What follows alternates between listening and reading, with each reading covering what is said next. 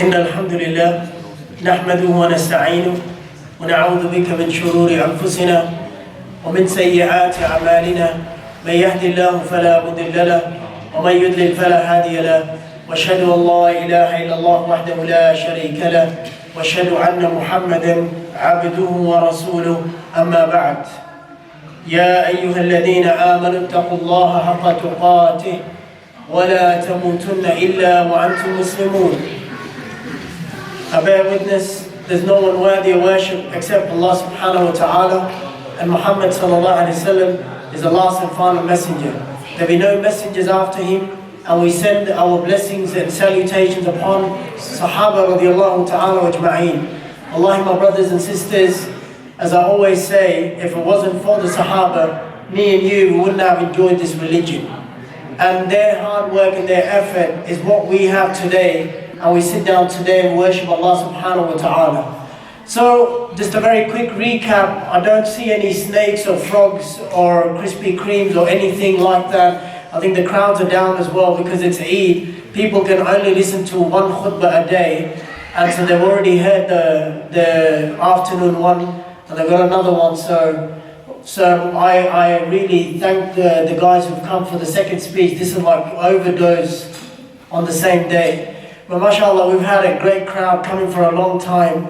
But I think some people do deserve rest as well. But if I do take rest, there'll be no program. So I'm the only one who does not need to take any rest. So very quickly, for the kids, just some questions. The first man who actually puts up a fight with Abraha, if you can remember his name, and just put your hand up, and inshallah, if you don't know it, I've forgotten it myself, just kidding. So if you don't know, don't worry, his name was Dhu Nafar. And the second man who puts up another fight, and he's from the tribe of Al-Khathum, and if you remember his name, put up, yeah, you remember his name, yes. Dareen, yes, what was his name? I remember him, but I don't remember his name. You remember him? How do you remember a person by not remembering his name? Did you see him? I haven't even seen him. He didn't come to my dream as well. Oh, he did? He's been around for 1500 years ago, he came around. I haven't seen him, I haven't seen any of his family members. I don't even know about the tribe of Al-Khathum. But his name was Nawfal ibn Habib. So that was the man. And then we knew the trainer of Mahmud's the elephant. He had a name. Ironically, elephant had a name. As you see today, I don't want to sound rude. I always keep on saying white people, white people. Actually, I mean the Western people. The Western people have names for everything. They've got names for their dogs. They've got names for their cats. So I think it was a culture back then as well. So this elephant happened to have a name. And his name was Mahmud. And he had a trainer. So who can remember the name of the trainer? No one? That's right, Anis or Unais. He had two, you can call it whichever way, it's his name, both names in the Seerah. And then you had the grandfather of Muhammad sallallahu alayhi wasallam for $100,000, if you remember his name, which we're not going to be giving out. It's just the numbers out there. But if you know the name, it's good. Does anyone know the grandfather's name? No one? MashaAllah, if Muhammad's going to answer all the questions, then you're not going to leave anything for the kids. So his name was Abdul Muttalib. If you've forgotten the grandfather's name, not Abdul Rahman as we can see, he's just walked in, but his name was Abdul as well. So it was Abdul Muttalib. And then we know about the story of Ababil, and also I gave you the names of the sons of Abraha, and I said he's left both the sons behind. So who can remember the names of the sons? It actually sounds like my classroom. They don't remember anything, but they still get 95 out of 100 when the exams come.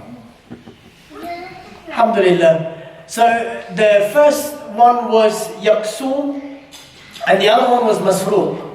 So Yaqsoom was the first one who actually became the leader, and after that he died. and then the other son, which was the youngest son, Masruq, he became the leader. Now, today inshallah, we will talk about how the Persians came to Yemen and they stayed in leadership till Muhammad sallallahu alaihi wasallam came. Now there is a man by the name of Saif ibn Zi Yazid. So Saif ibn Zi Yazid or Yazid is one of from the lineage of Rabi'a ibn Nasr, and he is a true Yemeni blood, and he's not very happy with the Ahbash taking over Yemen. So he is thinking of how can I take these people out of power. As you remember, Ahbash came to this land because of one man who was who actually was the only man who was saved on that day, and he was the one who went all the way, and he invited the Qaisar to help him, and then Ahbash were the ones who got the call, and they came all the way for the help. And his name was, again, I know you all know the name, but I'll still say it, Dhu Thalaban. So Dhu Thalaban is the man who was the only survivor on the day of Ashab al-Ukhdud, the day of the trench. Now Saif ibn Zi Yazid is actually not very happy, and he's trying to get an army together. Eventually he gets the Arabs of the neighboring region, he gets them together, and he has a little bit of support, but he knows he cannot take these people down. So he decides he wants to travel all the way to Qaisar. Maybe Qaisar is the one who can help him. He doesn't realize that the person from Yemen was the one who actually went all the way to Qaisar, and Qaisar is the one who has actually sent Ahbash. So when he gets there, he says, he puts his plight in the court of Qaisar, and he says, we've got these Habashis, they've come and they've taken over our land, and I am from the lineage of Rabi'a ibn Nasr, and I'm a true Yemeni, and I want my land back. It sounds like a story in our current time where people come and take over our lands, and then we are looking for help around, and we are telling people to give us our lands back. Without being very political, as you know, it's being recorded, and I like to travel the world as well. And if I mention the names, maybe I might be on they have got an aircraft list or something. And I want to go back see my mom and dad as well, may Allah give them life. I don't want to be on any aircraft list. So, without mentioning any names, so there are countries which are taken over by the tyrants, and they don't want to give these countries back.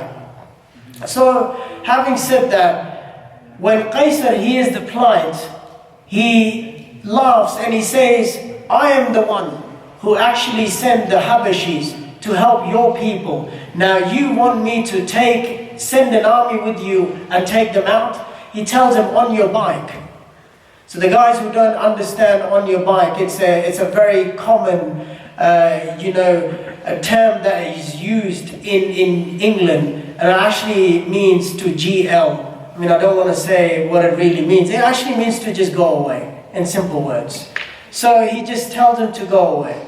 And after that, he decides to go to Hira. If you guys remember the first session, we spoke about the dream of Rabi'a ibn Nasr, and then we spoke about Thabban ibn As'ad, and how he only used to keep one son with him, and he settled all his family in Iraq in a place called Hira.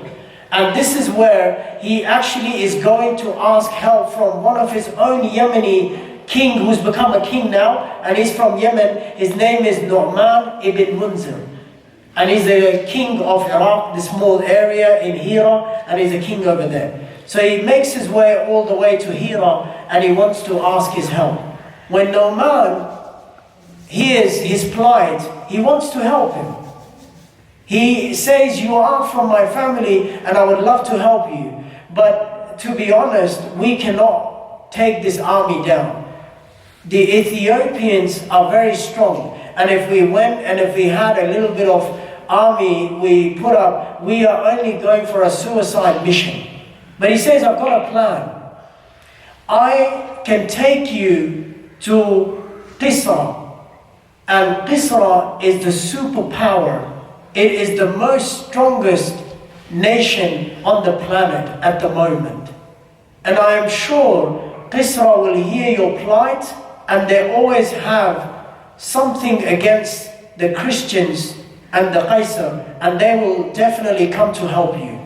So Saif, after listening to this, he thinks there is a chance maybe he might go to Persia and he might get some support from Qisra and he'll be able to bring them back. Now, just to give you a backdrop, in every time there's a superpower, as you know, in today's time, we have the United States of America, the superpower of the current world. In that time, Qisra was the superpower, not even Qaisar, not even the Ahbash.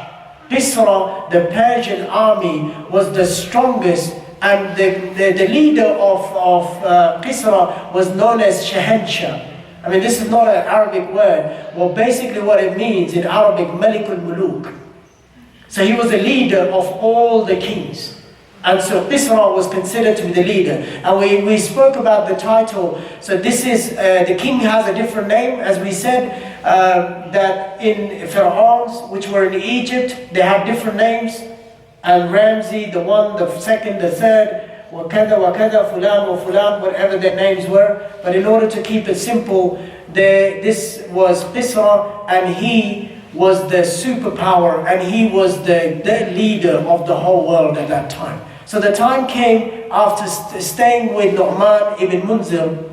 So remember these names. Next time, inshallah, you might get some lollies to remember these names. So some new names today. Quick recap. Masruq and Yaqsum. And then we learned about Saif ibn Zi Yazin. And then we also learned about this new leader, Nu'man ibn Munzir. And now we're going to Qisra. Qisra, we've already learned about the titles. So we've learned a very quick recap for the kids. Titles of the Persian leader is Qisra. The title of the Byzantine leader is Qaisar. Title of an Egyptian leader is Fir'aun. The title of a Yemeni leader is Tabban or Tubba. It's called Tubba. That was the title that was given to them. And the title of a Habashi leader was Najashi. So don't think Najashi was the name of the leader in the time of Rasulullah. That was their title, like Negus in English. In Arabic was Najashi. So these were the titles. So now the time comes, they go to Qisra. Now they are meeting the superpower. You need to understand that when people go to Qisra, they go with humility. So it is said, before they were to see Qisra, there was a big curtain. And Qisra had this arsh. So arsh was like a throne, which had jewels from all around the world. And his crown weighed 90 kilograms. Now some of the students over here in high school, 90 kilograms of a crown on the head of someone, that would crush it down. Imagine putting 90 kilograms on your head. What do you think, Yusuf? It's going to be very heavy, right? Probably be hard to get up. I mean, you're not even 90 kilograms. Having a crown on your head will be. So in order to understand how it was suspended, this 90 kilogram arsh was suspended on him. He had ropes made out of gold that were coming from the ceiling, and the crown would come all the way to the height and stay over there. And then he would come and sit down under the crown. And it had jewels as well. So this was Qisra. So he would stay behind the curtain, and all the leaders will come and they would stand up, and as soon as the curtain would open, they would go in sujood. And that was a practice. And we said he was a superpower, so he was a man, the Qisra, the power of the Persian, were the real superpowers, and they were the ones who were undisputed at that time. No one could even get close to them, not even Byzantine. Byzantine, understand, was a very strong power in the region as well, but again, they were not as strong as what the Persians were. So now, the time comes, he's behind the curtain. As soon as the curtain opens, Saif ibn Yazin has a plan. So he has a plan that he is going to not go into sujood, because Nu'man has already told him that this is the practice. So everyone goes in the sujood. And he says, as soon as he looks at Saif, and he says, who is this person who did not go in sujood for Qisra? And Saif at that time had a plan, and goes out and he says, I am actually surrounded with thoughts. I've got worries in my head. And he says, what's the worries? He said, King or great king, if when I looked at you, I wanted to go into sujood, but these worries are eating me. He said, what are these worries? How can I help you? So he said, my worries are that my land is taken by these Ahbash, these Habashis, the Ethiopians. And I know you have something against these Christians and the Byzantine, and they do not respect you. That's why I have come for you to help me.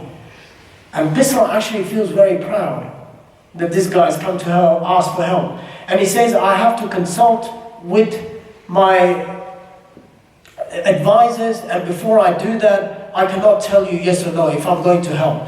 So the advisors, he goes to his advisors, and Saif is waiting in the court, and Bisra comes back. After speaking to the advisor says, why do we want to help him? There's nothing in Yemen. It's not even, we can't even find vegetation. These people are short on water as well. And going there is actually inviting more problems for us. So that in order to go there, we'll get there, then we're going to be we have to look after ourselves. And so Qisra understands that, and he comes back to him and he says, after speaking to my advisors, I've decided that I'm not going to be able to help you. But Qisra also wants to keep his honor, that someone came from Yemen, he does not want to send him empty-handed. So what does he do? He gives him 10,000 gold coins. And he says, take this, and maybe it might be some sort of a help to you. Saif is not happy, he did not want that. Now for the kids, just a little pause. I did a research before coming. Mint Australia said, if a coin of silver, a particular size that was used in those days, if it's 99% silver, it is equal to $17.50 every coin. He gave him 10,000 of those. And that's American dollars, what we are talking about right now. So also I did some calculation, I added them up. I can see one sister's adding it up, but I think my calculation was very close to 1.7. So it's $170,000. That's a lot of money. That's a deposit for a house. I mean, it's an Australian dream. Everyone wants a deposit for the house. That's actually more than a deposit. If you went to somewhere in the woods or somewhere there, you probably get a house with a big backyard as well. A backyard so big that your kids will be lost if you didn't go out to find them. So Saif is not very happy with this. I think if it was me or you, we'll be very happy. We'll go back to Yemen and have a good life. But Saif does not want this for himself. So he goes in the street and he hatches another plan in his head. So he starts throwing these coins away. And now he's throwing these coins in the street and everyone's coming and picking these coins up. Now, Bisra gets the news that you rewarded your guest with an honor and you gave him a gift and he's throwing the gift away. Bisra says, there's something about this man, bring him back to my court. And when Qisra brings him back to the court, now Saif already had a plan in his head what he's going to say. He says, I reward you as my guest, and this is what you do of my hospitality. And Saif says, you know, these silver coins, they're nothing to me. He says, what do you mean? He says, in our country, we've got mountains of silver and gold. There's nothing to me. And now Qisra, you know, everyone's greedy. If I heard there was mountains of gold in your country, I'll be coming with the army as well. So Qisra becomes greedy. He's like, really? We've heard there's nothing in Yemen. He said, no, you've seen nothing. We've got mountains of gold and silver all over. He says, okay. He goes to his advisors. He says, look, if we go there, we'll have a lot of money. And the advisors say, look, we still do not advise you to send the army. He says, you know what? We have a lot of prisoners on death row and they're about to die. We are going to be hanging them anytime soon. Why don't we release them and form an army with them? And at the same time, we'll give them a smart general from the army. And that general will train the army and will take the army. And if we lose, we lose. Because these people already, we had to kill them. So they'll die. If we win, then we will get these mountains of gold and silver that Saif is speaking about. And so the king is very happy. He's like, that's a good plan. We don't even have to feed these prisoners now. If we send them, if they die, they die. And if they win, we win as well. And so he goes back to Saif, and without telling him he's sending prisoners or anyone, he says, we'll give you 800 strong men. And these men will go with you and they will help you.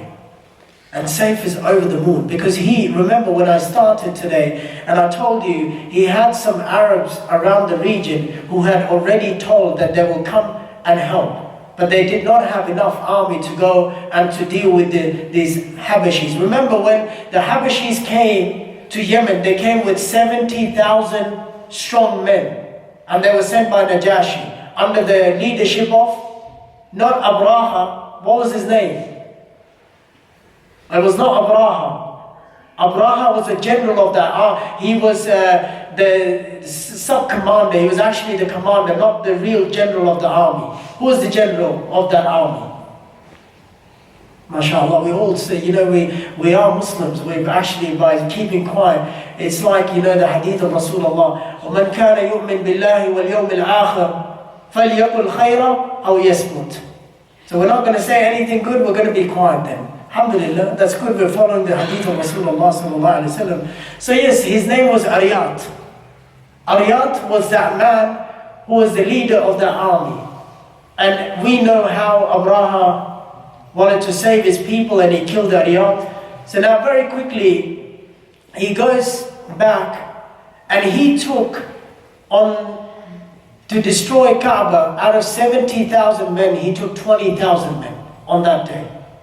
And we spoke about how Ababil, Allah subhanahu wa ta'ala says in the surah, how Allah sent those birds, and many narrations about those birds, how they were, and how their faces were, what they were carrying, and how these little stones or pebbles were coming down, and they would cut through them. And the most strong narration was the flesh would go off the bones, and the bones will start melting.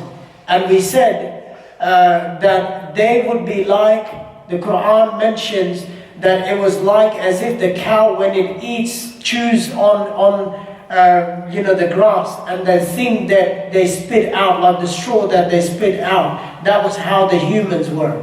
And in order to get rid of it, they sent the flood. So now they still have 50,000, at least about that much people in there to protect them. But now this army is only coming with 800 men, but they're the Arabs of the region. So what they do is, they send this army, and as I said, he was very happy, he's over the moon, and they send this amazing general. This general, in today's day, you would call him a sniper. He would never miss a target. His name was Wuhruz.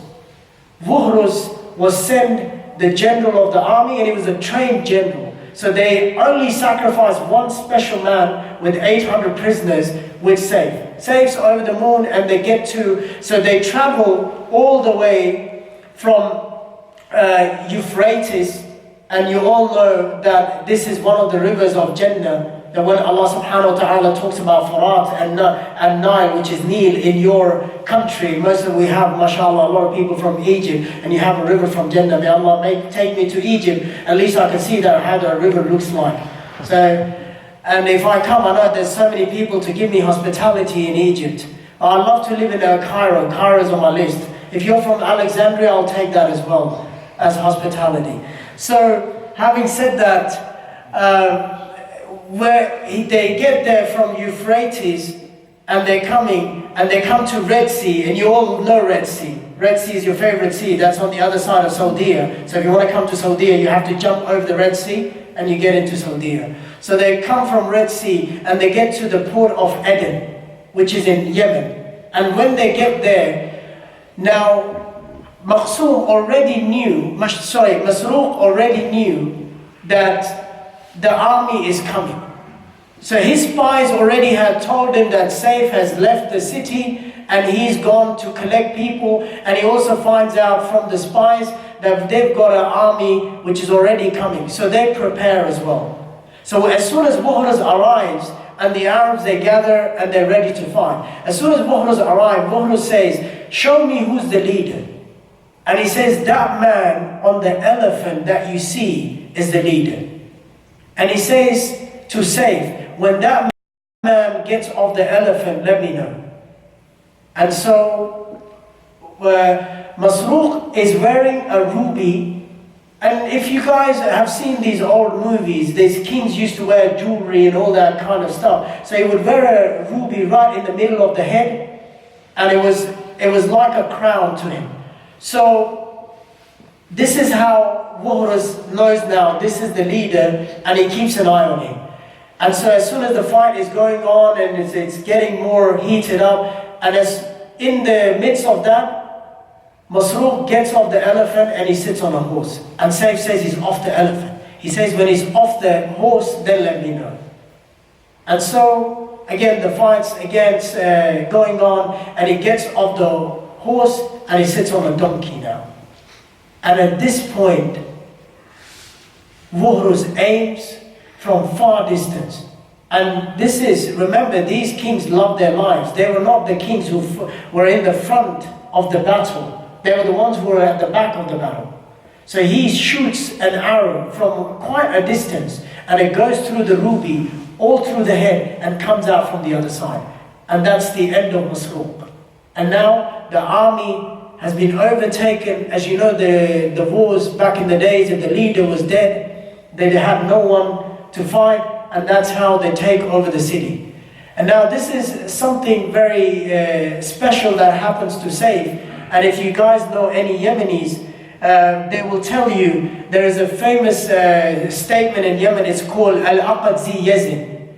Al-Aqad Zi Yazin, or Aqadu Zi Yazin, actually it means a betrayal that was done to Zi Yazin. Basically, in Yemeni context, if they were going through any problems and they went outside to get help, that help actually brought more problems to them.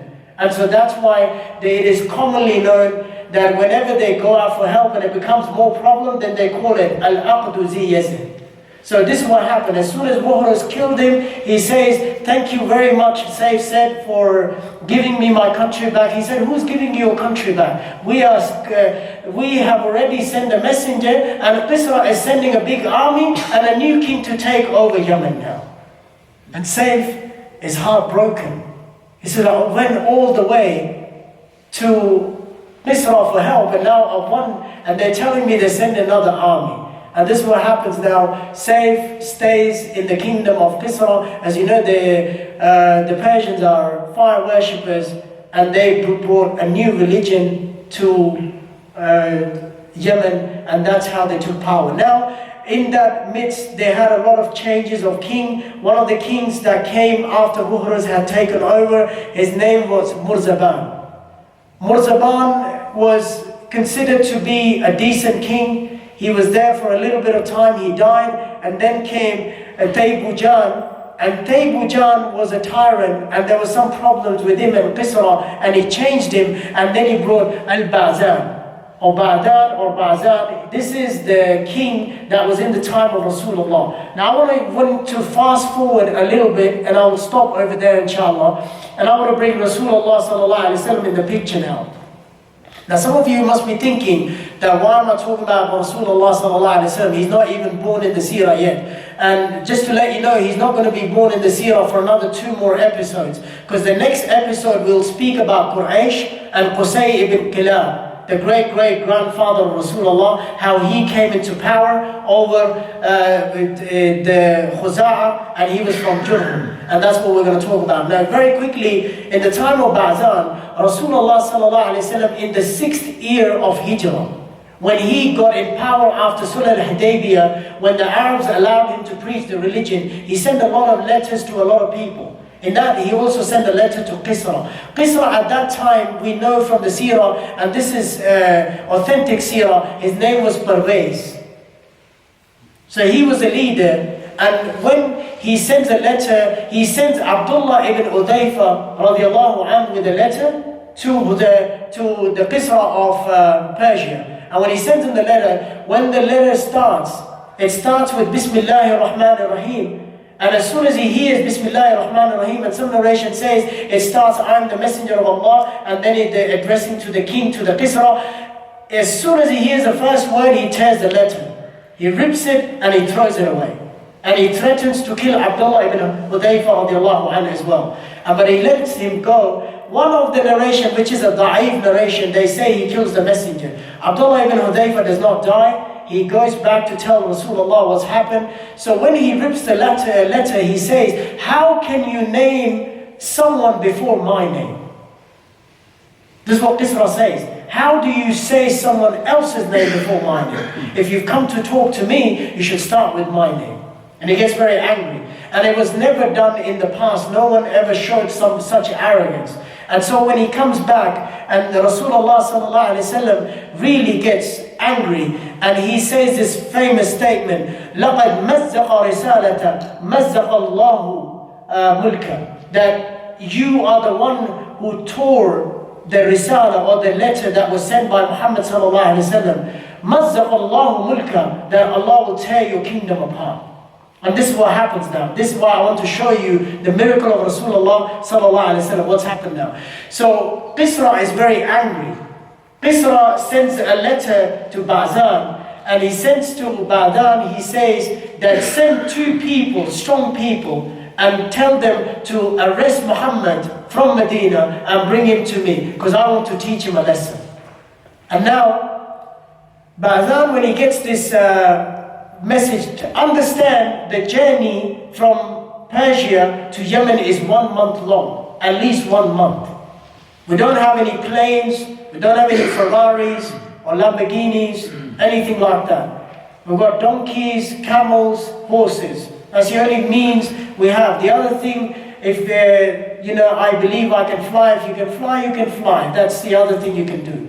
But I'm not sure if you're going to fly really high or go far away with that. So when he sends the letter, Ba'zan gets 2 people and he sends them to Medina now. And these are the 2 people. See, these Persian names are very hard for me as well. So I'm going to read it from here. So one is his advisor. His advisor is Abdawiyah. Abdawiyah is one of the advisors. And the other one is from the army. He's the leader of the army. And his name is Kharkhara.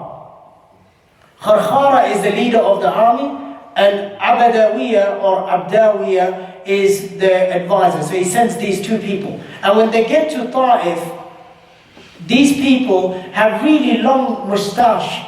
So they don't have lihyas, they don't have beards, they've got long moustache. So this is how the Persians work.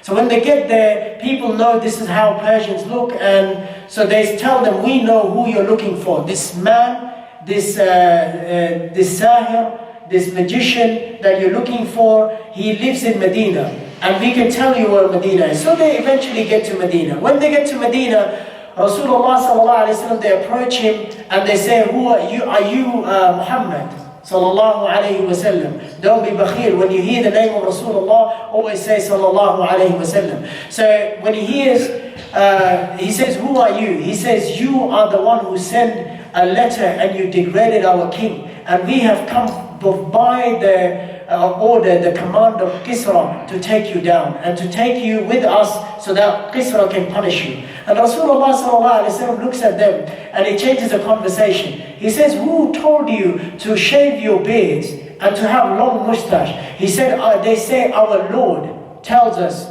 to cut our beards and to have mustache. And Rasulullah sallallahu alaihi wasallam says, who's your Lord? They say, Kisra, and his name is Parwez. Rasulullah says, our Lord tells us to cut our mustache and to have beards. And then he says, I will talk to you tomorrow in the morning.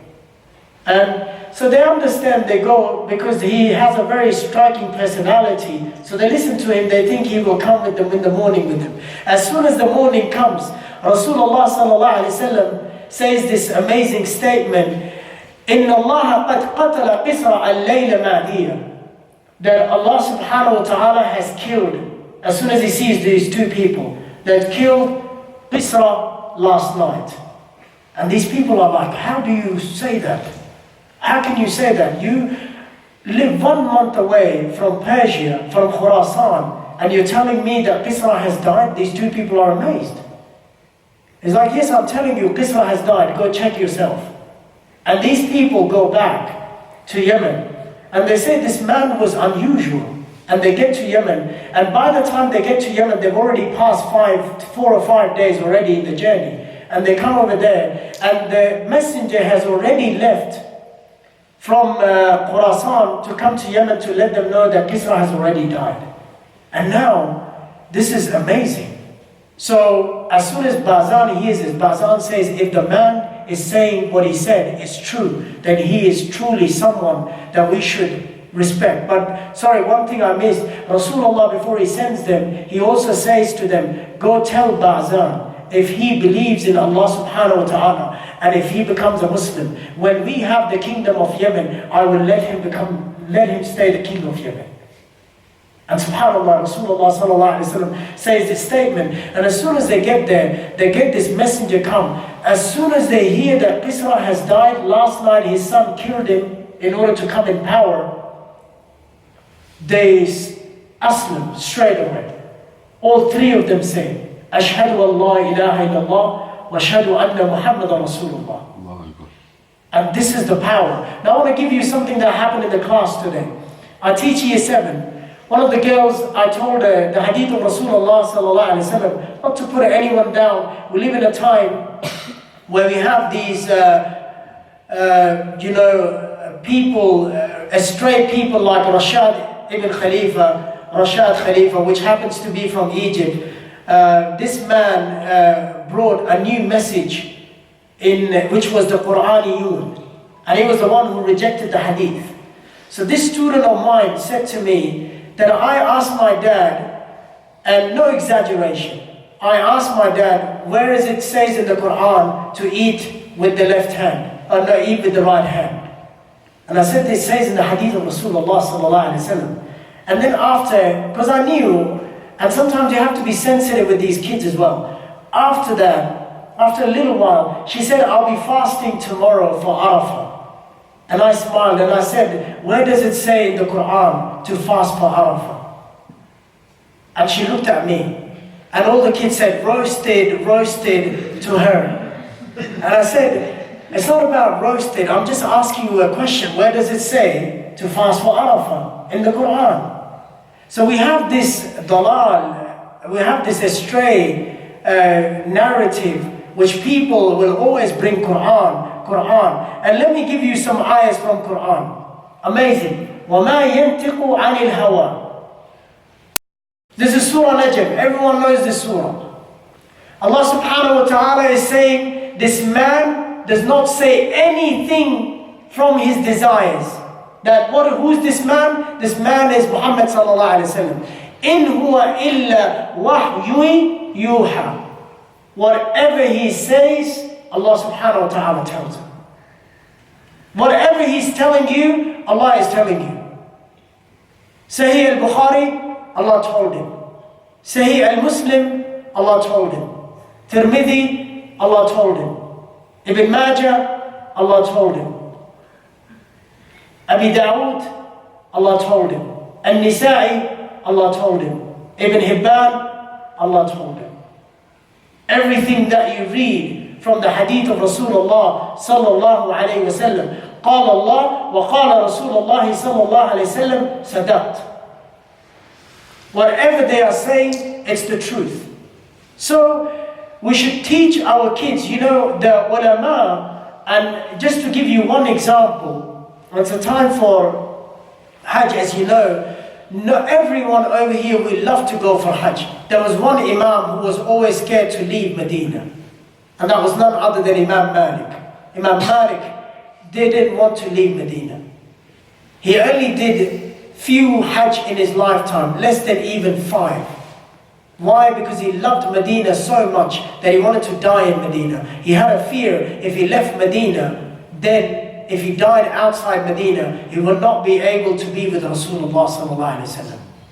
And did you know about Imam Malik? When he walked in Medina, he never wore slippers or sandals or anything. He walked barefoot. They used to ask him, why Imam, why do you walk like this? He says, I walk, why? Because Rasulullah used to walk here. If I'm walking with my shoes, I'll be stepping on his feet. And another thing, alhamdulillah, I'm not a Maliki, and I don't think anyone's a Maliki over here. Imam Malik, when he was to tell a hadith, I have already mentioned so many hadith. Imam Malik, if he was to tell you a hadith, he would go take a shower and wear new clothes and come tell it. So imagine if Imam Malik was here giving the seerah, in 5 hadith, you'd be sitting here for another 3 hours. This is the love for Muhammad sallallahu alayhi wasallam. And this is a man who told Ba'adhan with those 2 messengers that your king died yesterday. And people were amazed. It was not ABC News that he watched. It was not CNN that he watched, that Kisra died. This was wahi that came from Allah subhanahu wa ta'ala, which told him that Kisra died.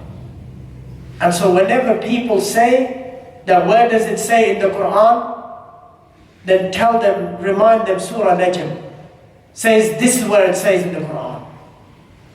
That whatever this man says to us, he does not make it up. So inshallah, ask Allah subhanahu wa ta'ala to guide us to the right path, and to make us from the people that take the best of advantages of this religion, and to become people who follow the footsteps of Rasulullah sallallahu alaihi wasallam. And we will bring an end to this session over here. Inshallah, in the next episode, which is episode number 7, we will be carrying on, and we will start from Fihr, which is also Quraysh, and we'll start from how Quraysh developed, and how they have roots in Jurhum, and how Qusay ibn Kilab, he actually comes in power, and he becomes the leader of Mecca, and how his lineage falls into Muhammad sallallahu alaihi wasallam, and how Muhammad sallallahu alaihi wasallam was born. So inshallah, 7, 8, by 9 episode, we will have the birth of Rasulullah sallallahu alaihi wasallam. In the next 2 episodes, we'll still talk about his family. We'll talk about Abdul Muttalib, Abdullah. We'll talk about more in detail about all the brothers of Abdullah as well, and that's what we'll do. So inshallah, أقول قولي هذا استغفر الله لي ولكم فاستغفر الله إنه الغفور الرحيم.